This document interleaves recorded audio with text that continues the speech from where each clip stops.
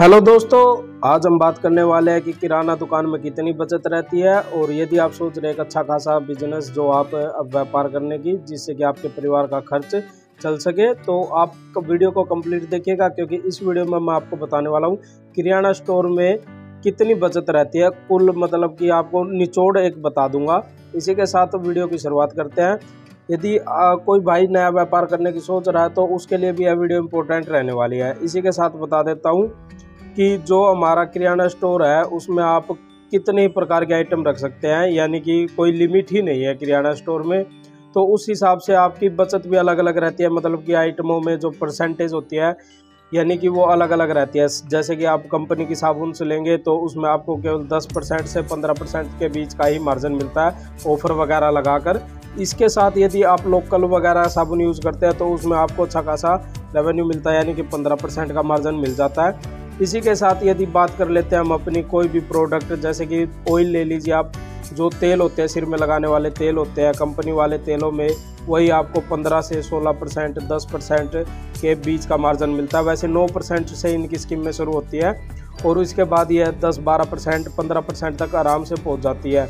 इसी के साथ बात कर लेते हैं, इसमें लोकल तेल आते हैं जो हमारी मार्केटों में। यदि आपका एरिया उस तरह का तो आप एक अच्छा खासा 50% तक का मार्जिन आप लेकर चल सकते हैं, यानी कि लोकल तेल में 50% तक का मार्जिन आपको मिलने वाला है। इसी के साथ बात कर लेते हैं दालों की। तो दालों में तो जो परमानेंट खाई जाने वाली आइटम है दाल, उसमें आपको कम से कम 10% का मार्जिन तो रहता ही है। उससे ज़्यादा 20-25% मार्जिन बहुत बार रहता है कि कई बार रेट चढ़ जाते हैं, तो जब उतरते हैं तो अब हम थोड़ा बहुत रेवेन्यू अच्छा कमा लेते हैं। इसी के साथ यदि बात कर लेते हैं हम सरसों तेल की या फिर अपने अन्य खाद्य रिफाइंड तेलों की, तो जो उनमें भी आपको कम से कम 15% का मार्जिन मिलने वाला है, यानी कि आपका कुल खर्चा निकाल के जो आपका टोटल मार्जिन रहने वाला है वो केवल आपको, यदि आप किराए पर बैठे हैं तो भी आपका 10% से ऊपर का मार्जिन रहने वाला है।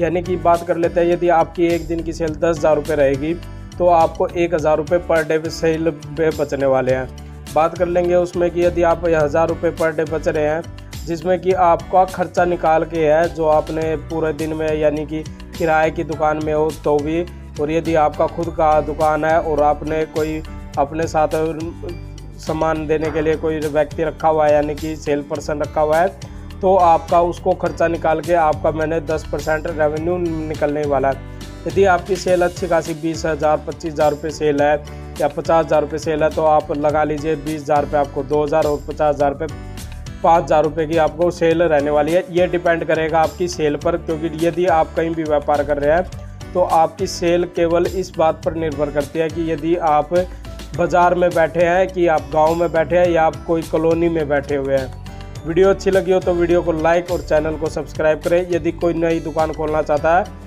तो मुझसे यदि सलाह लेना चाहते हो तो आप मुझे इंस्टाग्राम पर डायरेक्ट मैसेज कर सकते हो।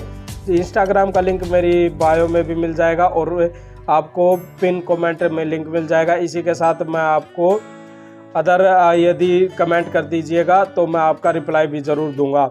हो सकता है कई बार रिप्लाई आने में देर हो जाती है, कई बार हम बाहर होते हैं, बिजी होते हैं, तो नहीं भी दे पाते हैं, लेकिन ज़रूर देंगे। 2 दिन आगे पीछे ज़रूर हो जाता है। वीडियो अच्छी लगे तो वीडियो को लाइक ज़रूर कीजिएगा। Thank you friends.